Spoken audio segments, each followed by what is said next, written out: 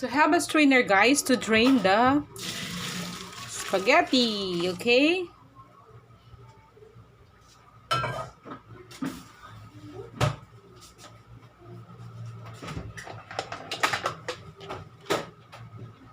Okay, guys. See?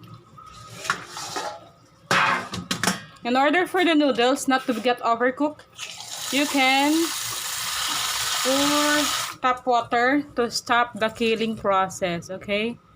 You can pour warm water to stop the cooking process, okay?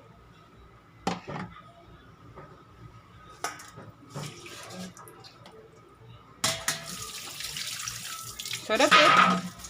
The purpose is not to make the noodles get overcooked, guys, okay?